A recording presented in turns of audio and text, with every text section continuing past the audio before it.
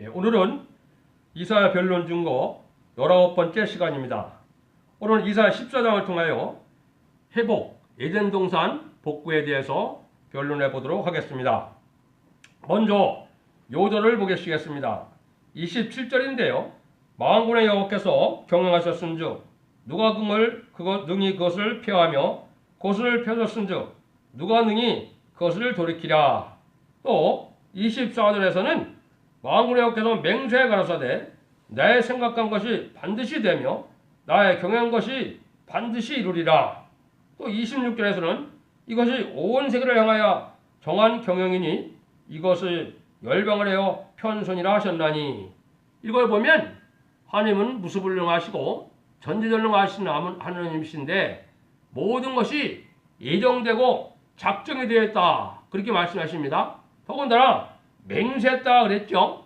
하나님이 맹세를 하셨는데 뭘 맹세했겠습니까?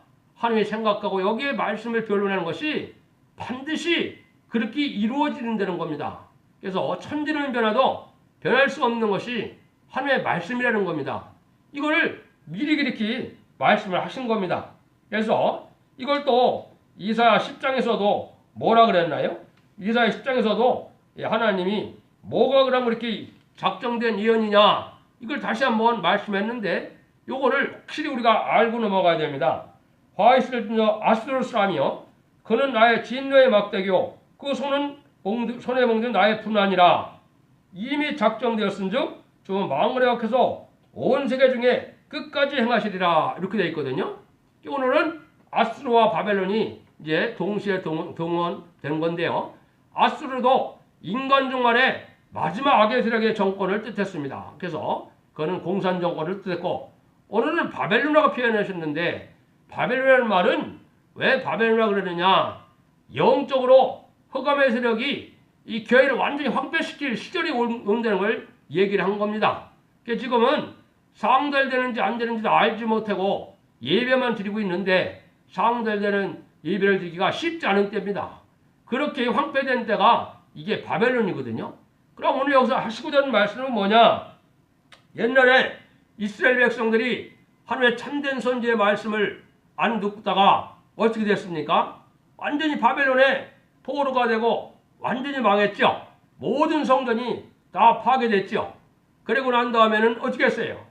70년 동안 가진 고생을 하고 신앙의 양심과 절개를 지키는 자들 몇 명을 이제 하나님을 각성시켜서 그 자들이 돌아옴으로 성전 복구가 시작됐고 이스라엘이 회복됐죠. 이스라엘 회복이 잘 아시는 것처럼 1948년 5월 14일에 이 말씀대로 회복이 됐습니다. 그 회복이 됐는데 지금 여기서 말하고자 하시는 말씀은 그 회복을 얘기한 것이 아닙니다.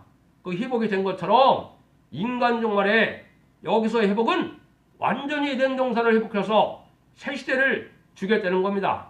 그 말씀이 이제 여기 1절에 대해서 하시고자 하는 말씀입니다. 여호와께서 야곱을 긍휼히 여기시며 이스라엘을 다시 택하여 자기 고투에 두시리니 낭된 자가 야곱 족속에 가있대요 그들과 연합할 것이며 민족들이 그들을 데리고 그들의 본토에 돌아오리니 이스라엘 족속이 여호와 땅에서 그들을 얻어 노비를 삼겠고 전에 자기를 사로잡던 자를 사로잡고 자기를 압제하는 자를 주관하리라. 여기 보니까 전에 자기를 사로잡던 자를 사로잡는다 그랬죠. 자기를 압제하는 자를 주관한다 그랬죠. 지금은 영적으로 북방에게는 공산 정권이 이 참된 하나님의 백성을 압제하고 있는 거고요. 이제 자본주의나 이런 데는 뭐예요? 마귀 세력이 기업권 세력이 된 세력에게 아주 압제하고 있는 거거든요. 근데 이 자들이 돌아오고 나서 뭐가 된다고요? 그들을 주관하고 그들이 노비가 된다 그랬죠? 그러니까 이런 시절에 우리가 온 겁니다. 이거는 뭐야? 이스라엘 백성들이 옛날에 고토에 들어온 것처럼 우리의 고토는 어디입니까? 본래는 에덴 동산이거든요. 아담과 하와가 뱀에게 말씀삼이라 졌기 때문에 뺏겼던 에덴 동산을 다시 회복시켜줄 때면 그 자들은 완전히 망하고 우리는 그들을 노비를 삼는다. 왕권을 준다 이 말입니다. 그를 다스리다 이 말이거든요. 이게 얼마나 놀라운 일입니까? 그래서 지금이 바로 이제 신령한계를 찾아보기가 어려운 때가 된 겁니다. 영적으로는. 요 시절이 언젠가 궁금하시죠? 이것을 이제 어디다 또 예수 하나님께서 예언하셨느냐? 이것이 스가랴 6장 10절에 예언을 해놓으셨습니다. 언제부터 그러면 세상이 막연하게 자꾸 흘러가는 게 아닙니다. 정한 때가 다 되어 있는 겁니다. 그래서 하나님은 이 천국복음 시대를 20세기로 한정을 하셨습니다. 그러니까 21세기 초에 무슨 일이 벌어지느냐?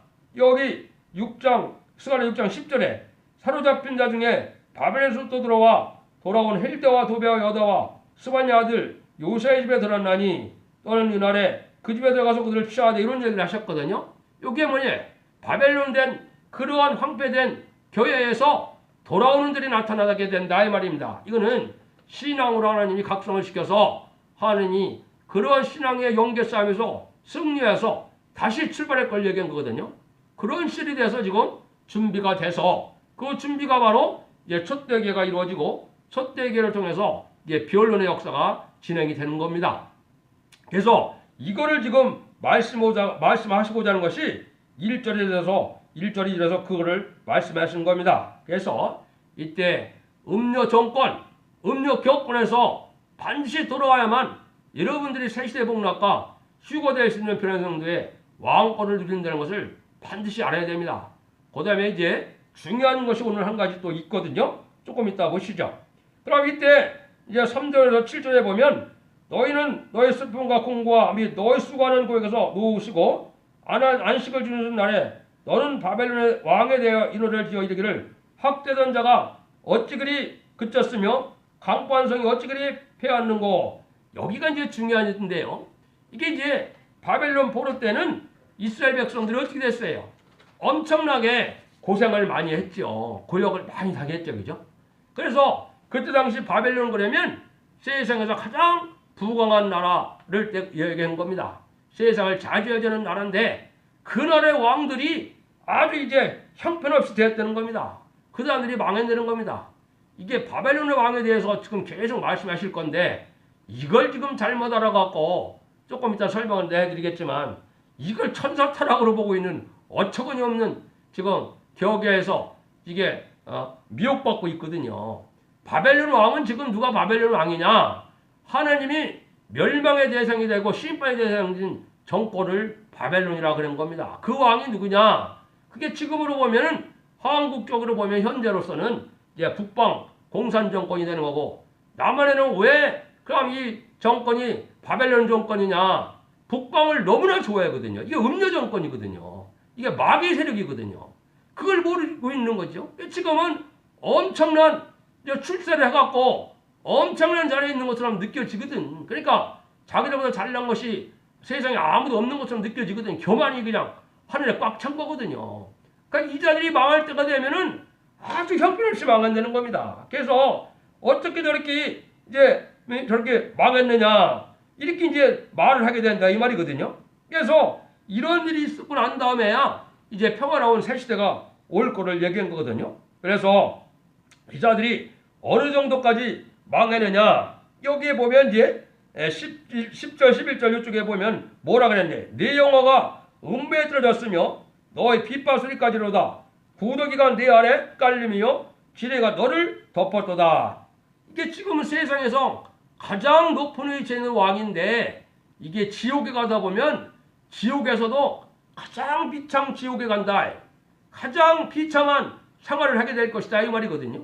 그러니까 지렁이가 요가 됐고 또 지렁이가 요가 되고 이불이 된다 이 말이죠. 구더기가 이제는 얘가 요가 됐고 지렁이가 너의 이불이 됐다는 거죠. 이렇게 완전히 멸망했다는 거거든요. 그러니까 지금 인간적 말에 심판 때에 정권과 격권에 들어간 자들이 이게 복받기가 보통 어려운 때가 아닙니다. 왜? 겸손하지는 못하거든요. 오냐고 겸손해서 하나님 앞에 이게 순종하고자 하는 마음으로 희생 수고해서 남을 어찌든지 살리고자 하는 마음이 있어야 되는데 다 자기 생각대로 자기 뜻대로 해서 많은 사람들을 멸망의 길로 인도하는 거거든요. 이게 멸망의 정권이 악한 공산 정권과 그걸 추종하는 음료 정권이 되는 겁니다. 여러분들 제가 눈이 강조하지만 친북 정권이라는 게 이게 보통 잘못된 정권이 아닙니다. 그게 마귀 정권이거든요. 그런 정권이 완전히 이렇게 망한다는 겁니다. 그 망할 때 지금은 이제 뭐해? 오히려 쫓겨나고 가난하고 멸시받고 천대받고 이래서 올바른 교회에 또 가서 교회를 찾아서 예배드리고 싶기도 하고 진리의 말씀을 바로 전하는 데를 가고 싶기도 했지만은 그런 거 찾기도 어렵다 이 말이에요. 그런 유리한 자들이 오히려 이제 복받는 때가 온다. 이걸 얘기한 거거든요. 그래서 지금은 용공협상한 세력이 이제는 아주 음녀 정권과 음녀 교권이 돼서 망할 세상이 된 겁니다. 여러분들 이게 불언간에 이루어질 일입니다. 이게 먼 훗날 얘기가 아니거든요. 여러분들 각성받으셔야 됩니다. 이게 지금 깨우침받지 못하면 영원히 후회할 수 있는 그런 때가 온 겁니다. 그런데 이걸 또 어떻게 잘못하냐. 이게 이제 12절에 나오거든요. 너 아침의 아들 계명성이요 어찌 그리 하늘에서 떨어졌으며 너 열국을 엎은 자여 어찌 그렇게 땅에 지켰는가 그랬죠. 여기 아까 말씀드렸듯이 이게 누굴 지금 얘기한다고 했어요? 바벨론 왕에 대해서 얘기하는 거거든요. 계속 여기에 3절부터 바벨론 왕에 대해서 얘기하는 건데 이걸 계명성이라는 거 하나만 가지고 이걸 루시퍼라고 생각하고 천사가 들어가서 타락해서 이게 사탄이 됐다 이렇게 얘기하고 있거든요. 이게 어리석은 거 왜? 그 뒤에 보면 무덤이 나오고 아까 했듯이 지렁이가 덮고 또 이 자들은 따지면 어떻게 된다고요? 딴 왕들은 그래도 죽고 나면은 무덤이라도 번듯한 게 있는데 이 자들은 나중에 어떻게 된다요? 무덤도 유지가 안 된다는 겁니다. 여러분들 잘 생각해 보십시오. 만약에 남북통일이 된다든가 또 세계통일이 된다면은 공산당 지도자들의 무덤이 온전히 남아 있겠습니까? 한국에서도 이게 한국을 들어먹은 이 협상자 정권 이런 그사들이 무덤이 온전히 남을 수 있겠습니까? 그렇게 안 된다는 겁니다. 이거를 가지고 이제 이걸 타락해서 천사라 그러는 건데 이게 말이 안 되는 겁니다. 현재 그런 왕의 바벨론 왕에 위치해 있던 사람들이 아주 땅에 떨어져서 자기 무덤도 지키지 못하고 그런 복락도 못 누린다는 걸 지금 말씀하시는 거거든요. 그러니까 이거를 바로 깨달아야 되는데 이거를 잘 바로 못 깨닫는 겁니다. 여기서 보면 묵비루에 나의 보좌를 놓으리라 내가 북극의 산에 좌정하리라. 이건 바로 뭐예요? 지금 하느님이 없다 그러고 하느님보다 자기 힘으로 신을 삼는 자들이고 하느님을 두려워합니까? 안 두려워합니까? 공산당은 전혀 하느님을 두려워하지 않는 겁니다.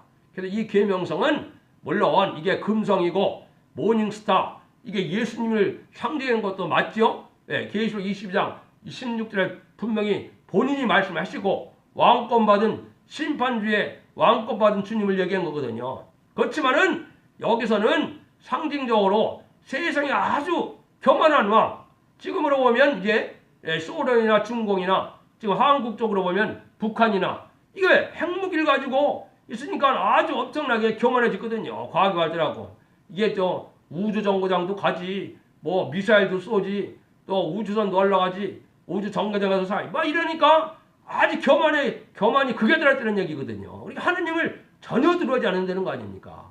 이런 무리들이 완전히 망하게 될 걸 얘기하는 거거든요. 이 시대에 지금 그런 것이 망할 때가 아주 눈앞에 온 때거든요. 이걸 알지 못하니까 지금 뭘 무서워해야 되는지 뭘 두려워하는지 잘 모르는 겁니다. 이 자들은 잠시 잠깐 들었으나 아까 뭐라 했어요? 몽둥이고 막대기라고 그랬죠?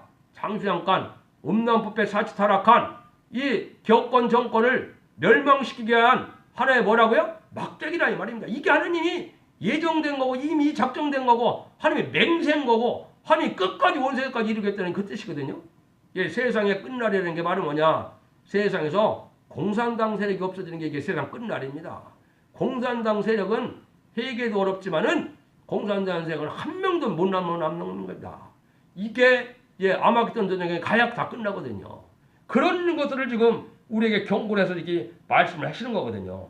이래서 이 북방 세력이 아주 북방을 다 자리잡고 하느님으로부터 이게 높은 세계에 대해서 유물론 공산주의 사상으로 세계를 집어삼키고자 하는 이런 세력이 지금 된 거거든요. 이게 망할 세력이다 이 말이에요. 그래서 이 자들이 완전히 망하게 될 것을 우리에게 알려줄 거거든요. 그래서 이제는 이거는 인간 종말에 가서 하나님을 대적하던 세력이 이렇게 극도로 올라갔다가 극도로 떨어지는 동시에 다 망한다는 말을 얘기한 거지 이걸 기독교에서 지금 천사 타락을 하는 것은 절대 아닙니다. 여러분들 이게 마귀 세력이 뭔지도 모르고 이 마귀 싸움에서 이길 수 있겠습니까? 마귀 세력이 뭔지도 모르고 있는 사람들입니다. 그게 현재 기독교의 상황이에요.